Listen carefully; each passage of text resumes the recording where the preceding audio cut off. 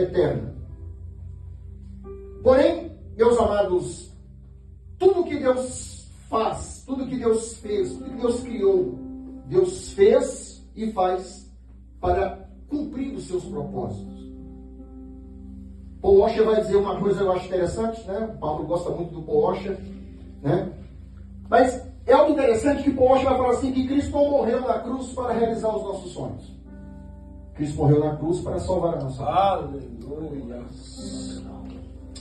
Nós não servimos a Cristo para que nós tenhamos uma vida melhor, para que, inclusive, sejamos felizes. Cristo morreu na cruz do Calvário para nos dar salvação da nossa alma. Aleluia. Porque se nós olharmos a realidade do homem hoje, a única coisa que o homem precisa, ele não precisa de cura, ele não precisa de dinheiro, ele não precisa de casamento, ele não precisa, prioritariamente dizendo, ele não precisa ser feliz.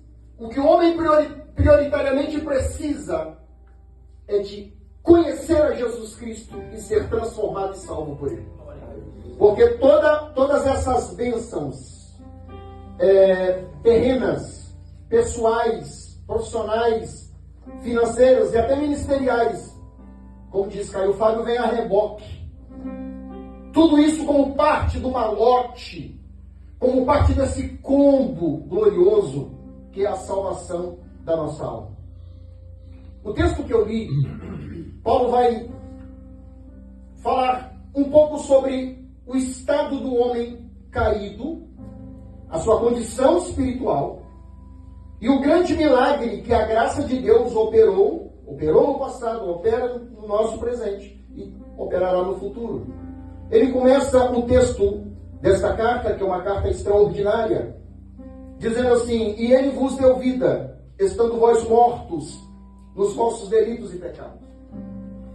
Reforçando aquilo que está contextualizado na Escritura, que o pecado matou o homem, que o pecado separou o homem de Deus, o pecado tornou o homem inimigo de Deus, o pecado fez com que aqueles, no caso Adão e Eva, que tinham o cuidado de Deus, o favor de Deus, a bênção de Deus,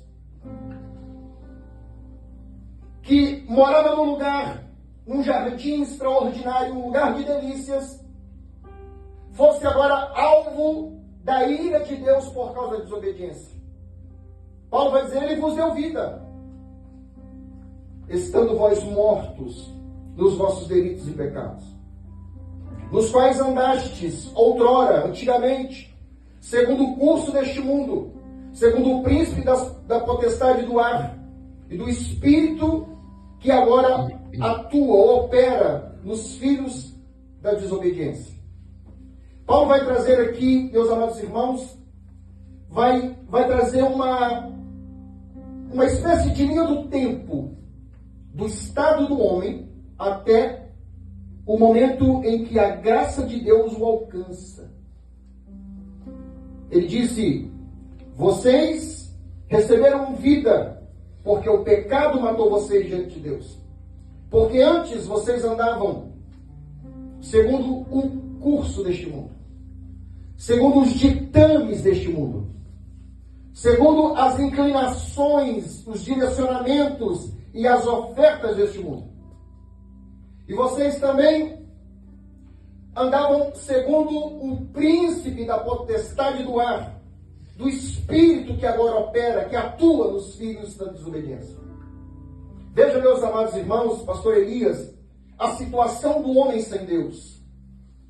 É o mundo que determina a sua conduta, o lugar onde ele vai estar, o que ele vai falar, o que ele vai fazer.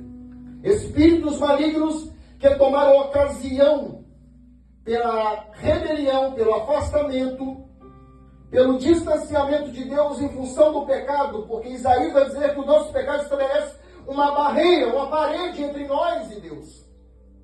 Não há comunicação, não há relacionamento do ímpio com Deus. E eu vou dizer aqui talvez uma coisa que pode te chocar. Aquela frase que nós sempre falávamos: Deus não ama o pecado, mas ama o pecador. Isso não é verdade. Quando você olha para isso, eu estou dizendo o pecador, o ímpio, aquele que tem o prazer em pecar, aquele que tem satisfação em pecar, A essas pessoas repousa a ira de Deus.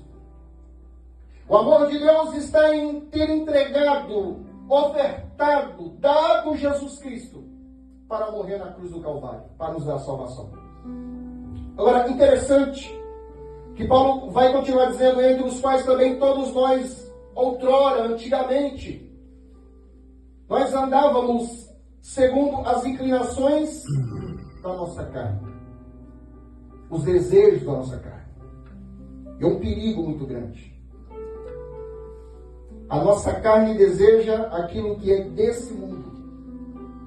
Porque nós somos feitos do pó da terra. Nós somos exatamente feitos desse chão, dessa terra terrível. As inclinações